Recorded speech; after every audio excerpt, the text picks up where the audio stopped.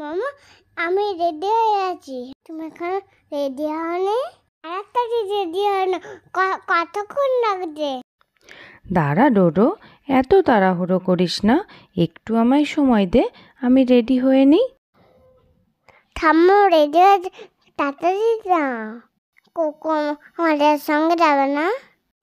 না বাবা, কোকো আমাদের সাথে যাবে না, কোকো বাড়িতেই থাকবে। কোকো বাড়িতেই সুন্দর ভালো থাকবে। ওখানে গেলে কোকোর কষ্ট হবে, সবার মাঝখানে কোকোর তো একটুখানি অসুবিধা হবে, তাই না? চলো, আমিও রেডি হয়ে গেছি। আরে দেখো, তোমার ঠাম্মামও দরজা টরজা বন্ধ করে নিয়েছে। দিদিকে কেমন লাগছে বলো তো? সুন্দর লাগছে না? হ্যাঁ মামা, দিদিকে খুব খুব সুন্দর লাগছে। মামা বলো বাবা। আজ আমি গাড়িতে উঠছি, তুমি আসো। কিন্তু আমি কোথায় যাচ্ছি?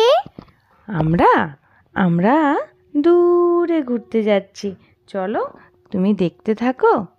আর রাস্তার দিকে দেখো কি সুন্দর বৃষ্টি পড়ছে, তাই না? মামার এখন কি জোরে বৃষ্টি পড়ছে। মামা বুবু, আর যেখানে আমি যাচ্ছি সেখানে বুবু হবে না? তুমি কি বুবুকে আগে থেকে ফোন করে ডেকেছো যে বুবু আসবে? বুবু একটু আসবে না, বুবুর খুব রাগ হয়েছে, তাই বুবু বলেছে বুবু আসবে না। তোমার মুখটা এরকম হয়ে গেল কেন? ঠিক আছে, তুমি একটুও চিন্তা করো না, তোমার বুবু ওই দেখো চলে এসছে। আমি তো জানতাম তুমি বুবু বুবু কথা বলেছ। তাই তুমি জানতে? দেখেছো কত বড় বড় হাঁড়ি, এটার মধ্যে কি রান্না হয় বলো তো? জানি। তুমি বিরিয়ানি খেতে ভালোবাসো? হ্যাঁ।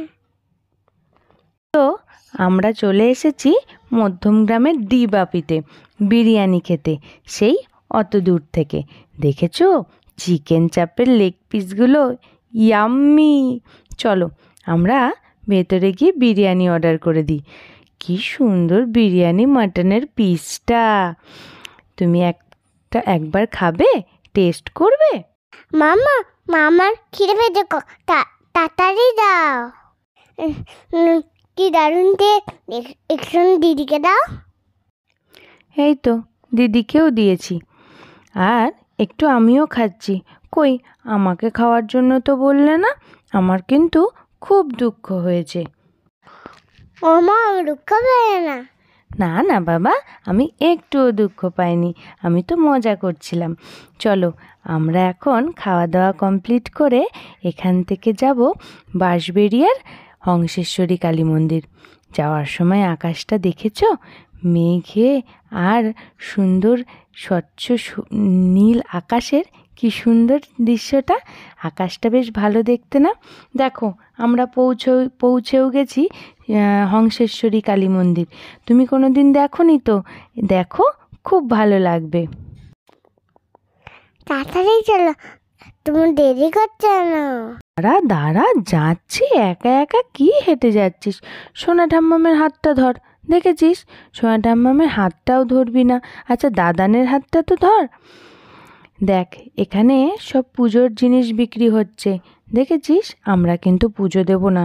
বিরিয়ানি খেয়েছো না, মায়ের পুজো দিতে গেলে না খেয়ে আসতে হতো, তাই না? বিরিয়ানি খেয়েছি, আমরা পুজো দেব না। চলো আমরা মন্দিরের ভেতরে যাই, এখানে জুতোটা জমা দিয়ে যাই, তারপরে আমরা মন্দিরের ওখানে গিয়ে ঠাকুরটার দর্শন করে আসব। দূর থেকেই মন্দিরটা দেখতে হবে, বুঝলি তো? ভেতরে না ক্যামেরা বলছে অ্যালাউ নেই, তাই ক্যামেরাটা ভেতরে আর ভিডিও করা যাবে না। দেখেছিস কি সুন্দর সবুজ ঘাস, কি সুন্দর চারিদিকের পরিবেশটা, এত সুন্দর গাছে। দেখ মন্দিরটা দেখে নে, তারপরে ভেতরে গিয়ে সবাইকে তো দেখাতে পারবো না মায়ের দৃশ্যটা, তাই শুধু মন্দিরটারই ভিডিওটা করে নিই আমরা।